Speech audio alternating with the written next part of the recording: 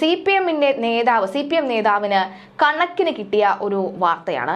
അതും മറ്റാരുടെ കയ്യിൽ നിന്നുമല്ല, വീട്ടിലെ എല്ലാ ജോലികളും ചെയ്ത് അടുക്കള ജോലി ചെയ്ത് മക്കളെയൊക്കെ തന്നെ പെറ്റു വളർത്തി വലുതാക്കിയ ഒരു അമ്മയുടെ കയ്യിലെ തഴം പറഞ്ഞിരിക്കുകയാണ് ഒരു CPM പ്രവർത്തകൻ. കണ്ണൂരിൽ മകന്റെ വിവാഹം കലക്കിയ CPM പ്രവർത്തകന്റെ വിവാഹ വീട്ടിലെത്തി കർണത്തടിച്ചാണ് യുവാവിന്റെ അമ്മ തന്റെ പ്രതിഷേധം അറിയിച്ചത്. കണ്ണൂർ ജില്ലയിലെ പാർട്ടി ഗ്രാമത്തിലാണ് ഈ സംഭവ വികാസങ്ങളൊക്കെ തന്നെ അരങ്ങേറിയത്. അതും കണ്ണൂരാണെന്ന് ഓർക്കണം.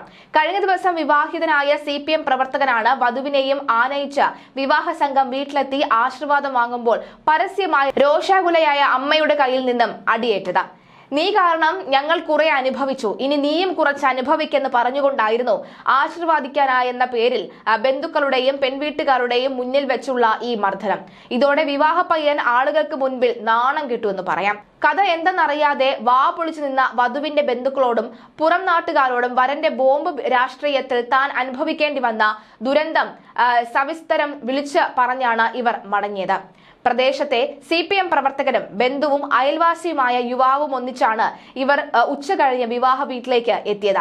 മകന്റെ സുഹൃത്തു കൂടിയായ യുവാവിന്റെ വിവാഹത്തിൽ പങ്കെടുക്കണമെന്നും മാത്രമാണ് അയൽവാസിയോട് പറഞ്ഞത്. എന്നാൽ ഇതിനുശേഷം കളിച്ചു ചിരിച്ച് വധുവും ഒന്നിച്ച വീട്ടിലെത്തിയ കല്യാണ ചെക്കനെ കണ്ടപ്പോൾ ഇവരുടെ ഭാവം അങ്ങ് മാറി. നവവരനെ പഞ്ഞിക്കിട്ടപ്പോഴാണ് കണ്ണൂരിനെ നടുക്കിയ ബോംബെറിയൽ മറ്റൊരു യുവാവ് കൊല്ലപ്പെട്ട സംഭവം വീണ്ടും നാട്ടുകാരുടെ ഓർമ്മയിൽ വന്നത്. 2 വർഷം മുമ്പ് കണ്ണൂർ കോർപ്പറേഷൻ പരിധിയിലെ ഒരു വിവാഹ വീട്ടിലേക്ക് വധുവിനെയും കൊണ്ടുപോകുന്ന സംഘത്തിലുണ്ടായിരുന്ന യുവാക്കളാണ് പ്രദേശത്തെ മറ്റൊരു സംഘവുമായി ബോംബേർ നടത്തിയത്.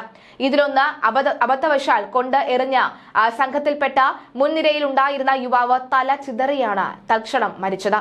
കേരളമാകെ നടുങ്ങിപ്പോയ സംഭവമായിരുന്നു അത്.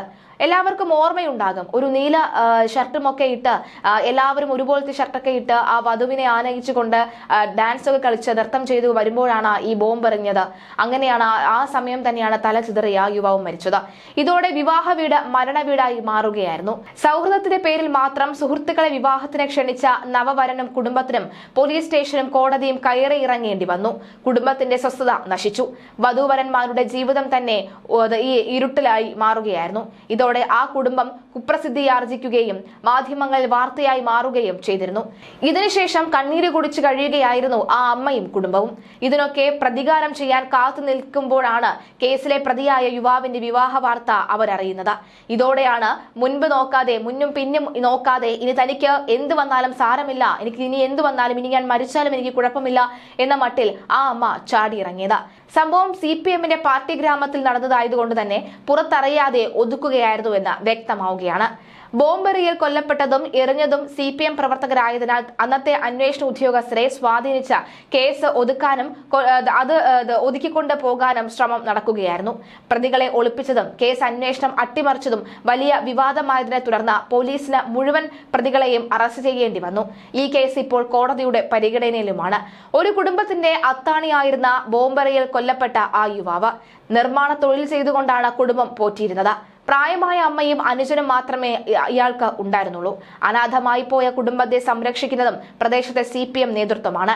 നാട്ടിലെ അറിയപ്പെടുന്ന CPM DYFI പ്രവർത്തകരാണ് കേസിലെ പ്രതികളും. അതുകൊണ്ട് തന്നെ ഇവർക്ക് പ്രതികളെ തള്ളിപ്പറയാൻ കഴിയാത്ത സാഹചര്യമാണ്. എന്നാൽ ബോംബെറിയിൽ കൊല്ലപ്പെട്ട യുവാവിന്റെ അമ്മയും സഹോദരനും വിവാഹത്തിൽ പങ്കെടുത്തിരുന്നു. നവവരനെ മർദ്ദിച്ച വീട്ടമ്മയുടെ കുടുംബം കണ്ണൂർ കോർപ്പറേഷനിലെ മറ്റൊരു ഭാഗത്താണ് താമസിച്ച് വരുന്നത്. എന്തായാലും നിലവിലെ സാഹചര്യത്തിൽ, അതായത് മരണപ്പെട്ട ആളുടെ അമ്മയല്ല, പകരം ആ വിവാഹ വീട്ടിൽ വെച്ചാണ് ആ യുവാവ് മരിച്ചത്. ആ വിവാഹ വീട്ടിലെ ആ വരന്റെ അമ്മയാണ് ഈ വരനെ തല്ലിയത് എന്നാണ് വ്യക്തമാകുന്നത്. എന്തായാലും CPMകാർക്ക് കഷ്ടകാലം അത് കൊടുമ്പിനി കൊണ്ട് നിൽക്കുകയാണെന്ന കാര്യത്തിൽ സംശയമില്ല.